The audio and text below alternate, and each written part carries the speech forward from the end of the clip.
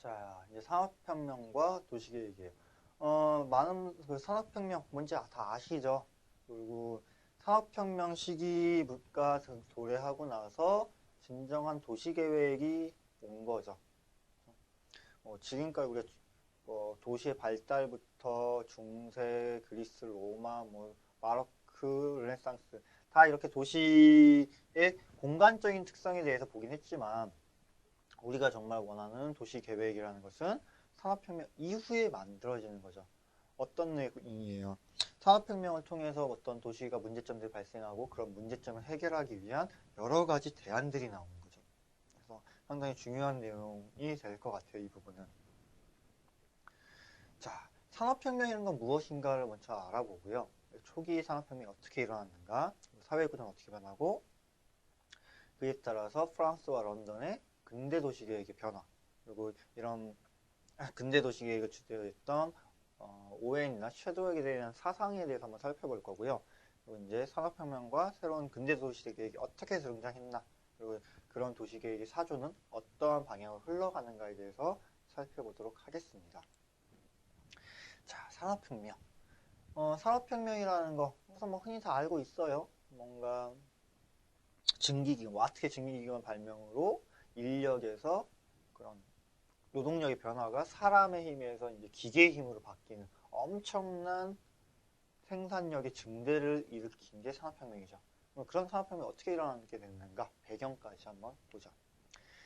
자, 산업혁명이라는 건 뭐다? 농업 중심의 사회에서 공업 중심의 사회로 변화했다. 자, 농업혁명이 뭐예요? 몇 차 산업? 2차 산업이죠. 그래서 공업혁명. 2차, 1차에서 2차 산업으로 변화하게 되는 과정이다. 1차에서 2차로. 산업화와 근대화, 도시화는 분명히 다르죠. 그렇죠?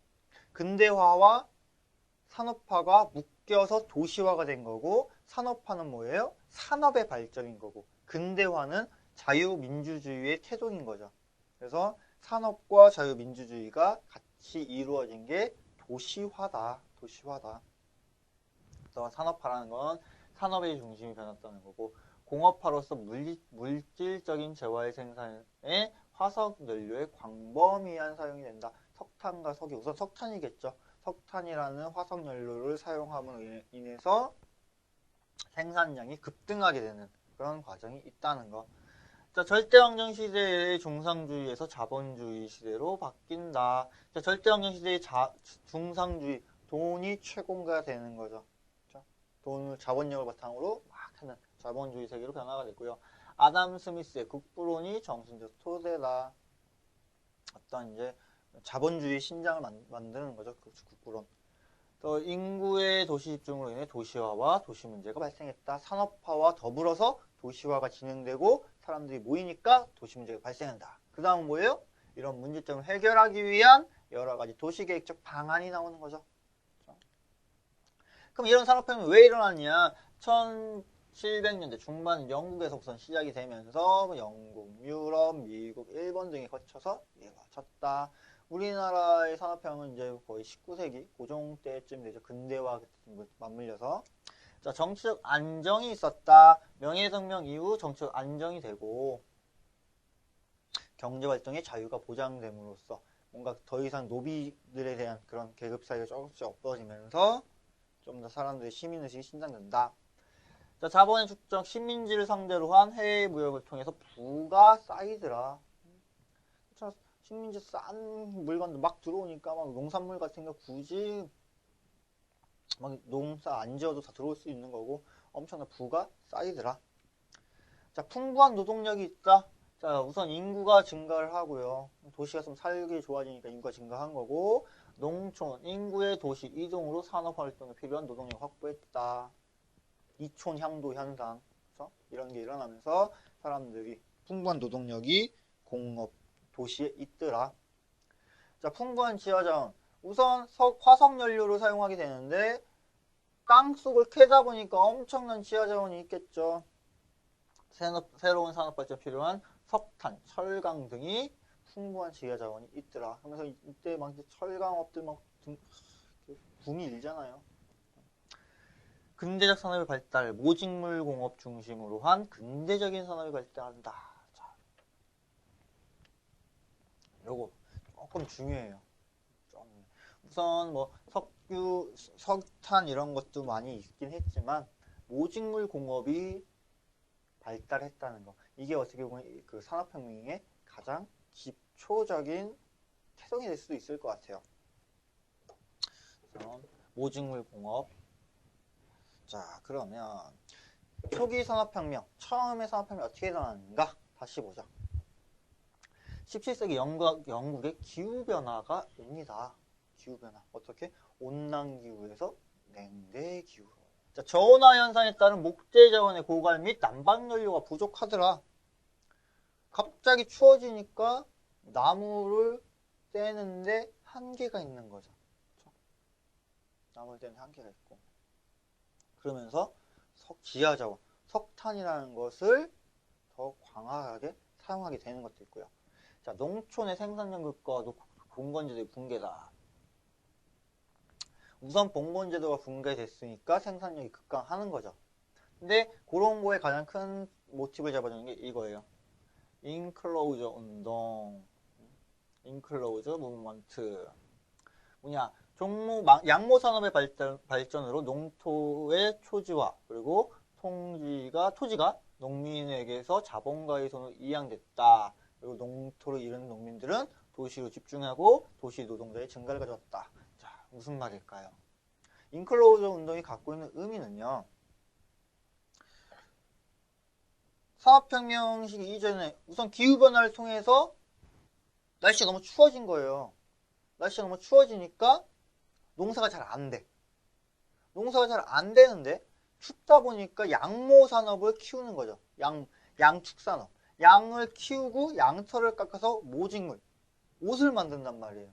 근데 사람 손을 만드는 게 아니라 지금 그런 기계 손을 활용해서 만들다 보니까 엄청난 생산량이 늘어나는 거죠. 그럼 농민들은 피땀 흘려서 농사 안 지어도 그거보다 더 많은 돈을 얻을 수가 있고, 아니 농민들보다는 그런 땅에 있는 주인들 같은 경우, 내가 토지 소유자예요.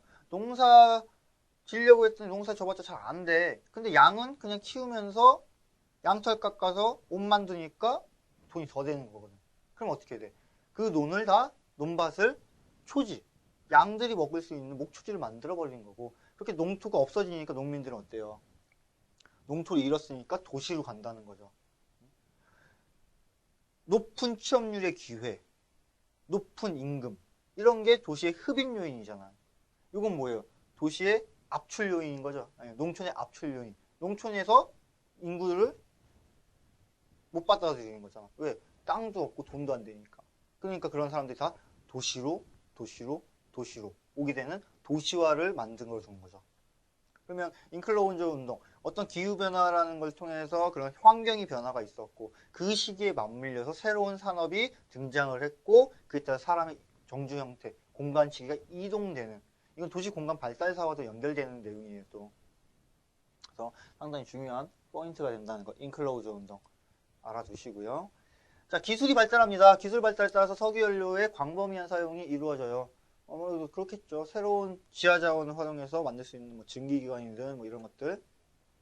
그래서 석탄 채굴의 필요성이 급증을 했고, 그러면 석탄 채굴의 필요성이 급증했다는 것은 철강 그런 채굴할 수 있는 기술력도 증가하겠죠. 뭔가 철도 레일이라든가 다이나마이트라든가 이런 것들. 거기에 뭐 펌프, 에너지, 수송 설비, 재련술 등의 기술도 같이 발달한다. 펌프 어떤 거예요? 어쨌든 광산 캐려면 막 폭탄이 있어야 되고, 그러면 물 같은 걸 좀 식혀줘야 되는 거고, 새로운 에너지원, 증기기관이 됐든 뭐 그런 것들, 석탄이든 석유를 활용해서 동력을 얻어야 되고, 수송, 캔 거 옮겨야 되잖아요. 그러니까 철도 레일이 발달하는 거고, 재련술, 그런 금속들을 섞고 만들어서 주석 같은 거, 굴이랑 철이랑 섞어서 주석 만들고, 이런 재련술이 발달을 하더라. 자, 제임스 와트의 증기기관이 발명이 됐다. 와트의 증기기관, 중요한 내용이죠. 증기기관차 나오고, 수력, 풍력과 같은 자원의 한계를 극복했다. 자, 수력, 풍력, 자연의 힘이었고요. 여기에는 인력과 동물, 힘을 사용하던 마력 같은 것들이 이제 다 넘어서는 거죠. 그래서 충력과 인력을 능가하는 동력혁명이 일어난다. 충력. 동물들의 힘을, 사람의 힘을 능가하는. 얼마나 세겠어요, 기계가. 자, 도로의 개설, 운하의 증가, 운하의 건설, 증기기관차의 발명 등을 통해서 철도 시대 및 교통혁명이 일어난다. 증기기관차 나오잖아. 증기기관차. 와트 증기기관 통해서 증기기관차 나오니까 단시간은 아니겠죠? 그 이전에 빠른 마차나 뭐 사람이 손수레 끄는 것보다 훨씬 더 많은 양을 한 번에 빠르게 수송할 수 있는 철도가 일어나면서 교통혁명이 일어나는 거죠. 교통혁명이 일어났다는 건 뭐예요? 시간적. 자, 우리가 물류라고 불리는 거겠죠. 물류라는 게 뭐야? 사람 및 화물의 시간적, 공간적 제약을 극복하는 행위라고 해요. 시간적, 공간적 행위. 교통의 발달을 통해서 이런 물류 체계가 확립되는 거잖아요. 보다 많은 양을 보다 빠르게. 그렇게 통해서 그 기술이 발달했다는 거. 자, 그럼 이런 산업혁명에서 사회의 구조는 어떻게 변했을까? 우선 산업혁명 시대의 계급은 어떤가 한번 살펴보고요. 그 도시 문제가 어떤 게 있었을까? 또 이를 해결하기 위한 정부의 노력들이 무엇이 있는지도 한번 보겠습니다. 자, 계급. 영국의 동인도부를 통해서 인도산 면적물 대량 수입했다. 섬유혁명은 자본주의의 이념을 강화시켰고 산업 부르주아 계급을 탄생시켰다. 자, 무슨 말일까요, 여기가? 인클로즈 운동을 통해서 양모 산업이 발달했다 그랬어요. 근데 발달했다고 하더라도 영국인들이 만들던 물건의 가격과 식민지 인도에서 만들어서 물건이 들어온 가격은 천지 차이겠죠. 우리도 지금 보면 중국이나 베트남 같은 데서 물건 생산하잖아요. OEM 방식이다 해가지고. 근데 그런 거 보면 물건이 확실히 싸잖아요. 그럼 싼 가격 차익만큼 누군가가 이익을 남기겠죠. 그렇네요. 그래서 그런 엄청난 섬유혁명을 통해서 영국에서 생산되는 물건의 한계를 뛰어넘은 진짜 값싸고 질 좋은 물건이 대량으로 들어오니까 자본주의, 돈을 가진 사람들은 훨씬 더 힘을 강하게 얻게 되는 거고 산업 부르주아 계급이 탄생하더라. 아, 부르주아 계급이 뭐예요? 돈 많은 사람들. 이런 무역이나 산업을 통해서 진짜 엄청난 돈을 축적한 거잖아요. 볼게요. 과거 지주계급, 젠트리가 왕족, 귀족, 지주, 하급 귀족, 고위 성직자, 고급 관료 이런 사람들이 범위가 한 20%였다면 부르주아 계급, 즉 산업이나 무역을 통해서 돈을 축적하는 사람들이 자영업자, 선박업자, 상인, 엔지니어, 여관업자, 의사, 교수, 성직자, 장인, 자영농 해서 약 절반 정도의 규모를 가지고 있다. 자, 여기에 또 누가 있어? 마지막으로 노동자 계급. 일하는 사람. 이제 농노나 노예 같은 건 아니에요. 자유민이다. 자유민들인 노동자들. 기능공, 농촌 노동자, 광부, 도로 및 운하건설 노동자, 군인, 수병, 하인, 빈곤층, 불량자, 죄수 정도가 약 30%의 비율을 가지고 있더라. 이때는 여기의 비율이 좀 약해요. 시대가 조금 더 지나가면서 도시 문제가 더 발생하고 이게 훨씬 더 피라미드 형식으로 바뀌는 거죠. 근데 이때는 급격한 산업화를 통해서 급격한 이런 걸 통해서 돈을 가진 사람이 다 많았다는 거. 원래 모든 사업을 해도 초기에는 다 돈을 같이 벌잖아요. 근데 사람이 많아지면 많아질수록 피라미드 계급이 됩니다. 자, 그럼 노동자들을 한번 볼게요. 노동자들은 어떻게 있냐? 광산 노동자, 수공 노동자, 공장제, 임금 노동자로 나눌 수 있는데, 자, 광산 노동자 같은 경우는 어떤 거예요? 광산에서 일하는 사람들이죠. 인클로저 운동으로 통해서 농촌을 떠나 광산 노동자로 전향했다. 인클로저 운동, 양모 산업 발달로 농지를 잃은 농민들이 도시로 갔다가 없으니까 광산으로 간 거죠. 자, 가장 열악한 노동 환경에 처해 있었고 갱도, 매몰사고, 진폐증과 같은 지역병이 있는 조금 안 좋은 환경에서 일하던 사람들이 있죠. 이보다 조금 더 나은 거, 수공업자. 농촌의 소규모 면방직 공업에서 도시의 가내수공업자로 기업과 그러니까 농촌의 소규모 면방직 공업과 도시의 가내수공업의 기계화에 따라서 인력이 감소했다. 양모 운동을 통해서 옷감에 대한 수요가 확 늘어나서 일을 했는데 기계화가 오니까 자기 일자리 없어지는 거죠. 그러니까 뭐래? 기계 파괴 운동을 전개했던 사람들이죠. 이 사람들은 우선 밥그릇 싸움인 거죠. 쟁탈전. 우리 보면 사회 문제 같은 거 봐도 막 노조 파업하고 이러는 것들 같은 맥락일 거 아니에요. 자기가 일하던 것이 없어지니까. 그리고 이제 마지막으로 공장자 임금자. 산업혁명에 의해 대량으로 형성된 공장의 임금 노동자. 그냥 우리가 알고 있는 그런 거죠. 부르주아 계급과 상하관계에 따라서 궁핍한 환경이었다. 산업화는 정말 있는 자만 배부르게 만들어준다. 그런 게 있었죠. 밑에 있는 노동자들은 열악한 환경에서 열몇 시간씩 일을 해도 그냥 하루하루 먹고 사는 정도. 근데 그런 삶이 농촌보다 낫다는 거죠. 왜? 농촌에서는 아예 돈을 벌 수 있는 거리가 없었으니까. 그래서 아무튼 뭐 이런 것들을 통해서 5회는 이상촌의 도시라는 걸 통해서 전국 노동자 조합 총연맹을 결성했다. 노동자들의 그런 환경을 좀 더 보호해주고자. 자, 산업혁명의 도시 문제. 도시 인구 집중과 불량지구 발생했대요. 이촌양도 현상 뭐예요? 도시 인구가 떠나는 거죠. 이촌양도 발생하고 공업도시의 생활환경, 주거환경, 노동환경이 악화된다.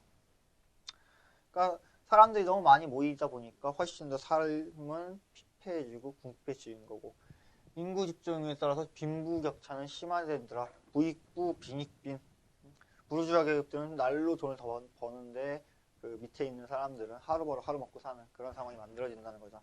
그리고 주택 사정은 악화되더라. 우리 과거 이때 당시 책 같은 거 읽어보면은 한 집 뭐 10평 난집한데 한 20명씩 모여 살고 그랬다고 해요. 그러니까 산업혁명 시기를 여러분 좀 더 쉽게 이해하시려면 영화 향수라는 영화 있을 거예요. 그 향수를 만드는 조금 더 내용하고는 안 맞는데 그 향수의 오프닝 씬 같은 경우 보시면 정말 산업혁명 시기의 도시가 얼마나 그렇게 안 좋았는지 그런 모습이 좀 나와요. 그런 거 영화 한번 보시면 더 도움이 되지 않을까 싶고요. 자, 직주 근접 현상이다. 자, 공장의 슬럼이 일어난다. 공장의 슬럼. 그러니까 오래되다 보니까 공장들 낙후되는 거고, 그 낙후된 오래된 건물에서 제대로 정화 시설 안 되니까 슬럼화가 일어나는 거죠. 그리고 집과 공장이 매우 근접하여 하며 중간에 철도등이 존재했다. 운동강이 매우 좁아 햇볕이 들어오지 않았다. 이게 가장 큰 문제죠. 어떻게 보면 이게 가장 큰 문제예요. 자, 도시가 이렇게 있었단 말이죠. 도시가 있었는데 도시로 모이죠. 왜 모여? 여기 살고 있던 농촌에서는 임금도 없고요, 일자리도 없고요, 이것저것 다 문제가 되니까 도시의 매력적인 요소에 끌려서 가는 거죠. 어떤 거? 야, 도시로 가면은 일자리가 있대. 도시로 가면은 뭐가 있대. 그러니까 사람들이 도시로 모인단 말이에요. 그럼 도시로 모였어. 그러면 부르주아 계급들 같은 경우 공장 져야지. 이런 사람들이 오니까 공장은 지어놨는데 어디다 졌어요? 주거지역 옆에다 졌죠. 그러면 공장 옆에다가 주거지 만들어주는 거죠. 어떻게? 따닥. 그러니까 햇빛이 좁아지는 거고, 일조권 안 들어오는 거고, 통풍 안 되고, 주거환경 미친 듯하게 열악한 거죠. 특히나 영국 같은 경우는 비도 많이 오잖아요. 비 많이 오는데 햇빛 안 들어오고 막 그러면 얼마나 삶이 생각만 해보면 이 파트 직주 근접이 일어난 이 부분이 도시계획의 가장 큰 시발점이 된다는 거죠. 어떤 거? 주거지. 내가 사람이 살고 있던 공간인데 갑자기 공장이 들어와. 그러면 들어오지 말고 절로 가라. 조닝제가 나오는 거예요. 조닝제. 여기는 주거지만 쓰고 여기는 공업지만 써라. 서로 공간을 분리해라. 조닝제에 대한 토지 이용의 기능 분포가 나오게 되는 배경이 되겠죠. 그래서 산업혁명에 따라서 집주근접 이해하시고요. 자, 도시환경이 악화됐다. 매연, 소음, 과밀주거, 도시의 불규칙한 확장. 공장에서 막 매연 나오고 시끄럽고 사람 좁은 많은 사람들 모이다니까 따닥따닥 벌집처럼 집 만들어주고 이러다 보니 얼마나 도시가 불규칙적으로 확장을 하겠어. 아무런 계획 없이 그냥 여기다 공장 져야지. 여기다 공장 져야지. 이러니까 무계획이 되는 거, 난개발이 되는 거고. 그러니까 또 어떻게 돼요? 도시계획이라는 거. 정해진 공간에 무언가를 만들 수 있도록 하자는 게 나오겠죠. 자, 도시지역이 거대화됐다. 점점 외연적인 확산, 어반 스프롤이 일어나는 거죠. 기생적 도시교외에 발생했다. 뭔가 외곽에 기생적인 도시들이 만들어지고 농촌은 황폐해지고 사람들이 없으니까 도시미와 전원미가 훼손되더라. 도시미가 훼손됐다는 건 뭐예요?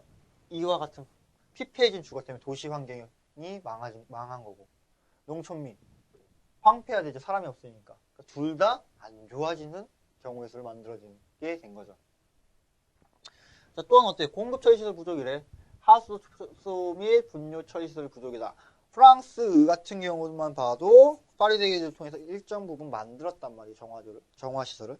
근데 다른 도시 같은 경우는 기존 중세부터 이어져 오죠. 새로운 그런 개편 작업이 없다 보니까 사람은 늘어났고 뭔가 공공편의시설은 확 늘어나야 되는데 그냥 사람과 공장만 늘어나는 거죠. 사람과 공장과 집만. 그러니까 뭔가 안 들어가는 거잖아요. 우리가 기본적 플래닝을 해도 주거지와 공공시설 용지 같이 만들어줘야 되잖아요. 그러니까 이런 게 있었다. 그리고 슬럼과 스쿼터가 발생하고 도시계획이 대두한다. 중요한 말이죠. 슬럼. 빈민가가 만들어지는 거죠. 안 좋은 환경을 가지고 있는. 스쿼터. 무허가 판자촌들이에요. 무허가 판자촌들. 그냥 막 도시가 만들어지는 어반 스프롤의 한 대표적인 예. 그렇게 만들어지니까 도시계획 하자. 그러면 자 이렇게 있으면 기능 공간을 분리해서 자 여기는 무슨지? 공업지. 공업지에 따라서 상하수도 기반시설 설치하고 주거는 적정한 기준에 맞게끔 건설하자. 기능 분배를 하고 나눠주고 도면을 그려버리는 이게 뭐예요?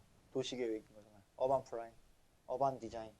이때 당시 이제 태동하게 된 거죠. 왜 태동했어?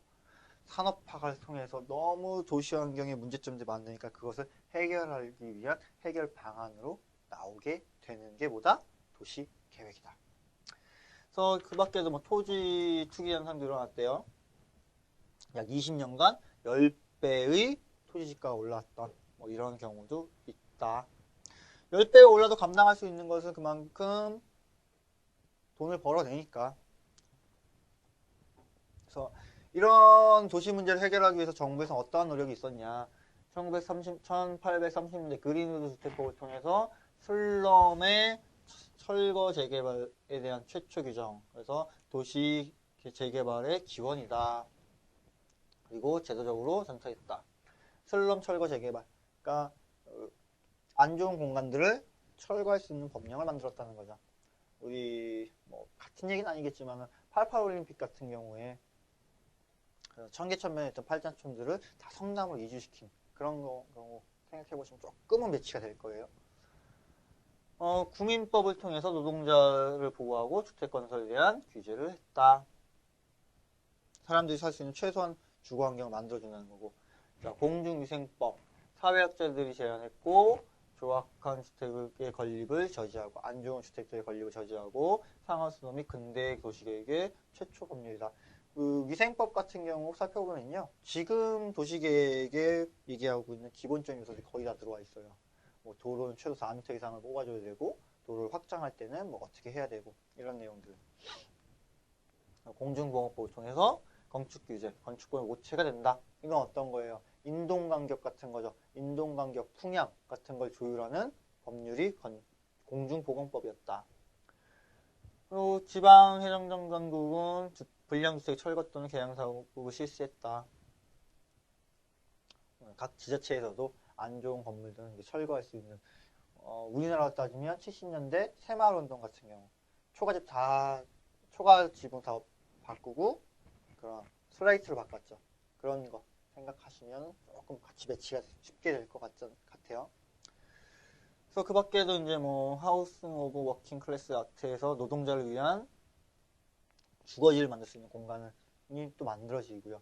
그러니까 이런 것들은 기숙사를 생각하면 돼요. 최소 주거 환경에 따라서 공동으로 쓸 수 있는 그런 세면장이 되는 공동으로 쓸 수 있는 공간을 만들 수 있는 법령. 노동자들을 위한 주택이 들어왔다는 거고, 이제 마지막으로 해서 이제 도시계획에 대한 최초 법이 하우싱 앤드 타운 플래닝 액트에서 주거와 마을을 어떻게 만들 것인가. 정말 기본적 전체 이 도시계획은 얘들 같은 경우는 단 한 가지 팩트예요. 뭔가 노동자의 그런 삶의 질, 도시 기반 시설의 기본적인 내용들, 건축물을 어떻게 지어야 되나, 개별적인 하나하나가 나왔다면 이걸 통합해서 만들어진 법인 거죠. 최초의 도시개발법이라고 보는 게 1909년도에 만들어진 이 법이라고 볼 수가 있겠네요. 그래서 우리 다음 시간에는 좀 더 디테일하게 들어가서 프랑스 런던의 근대 도시계획에 대해서 한번 또 살펴보는 걸로 하겠습니다.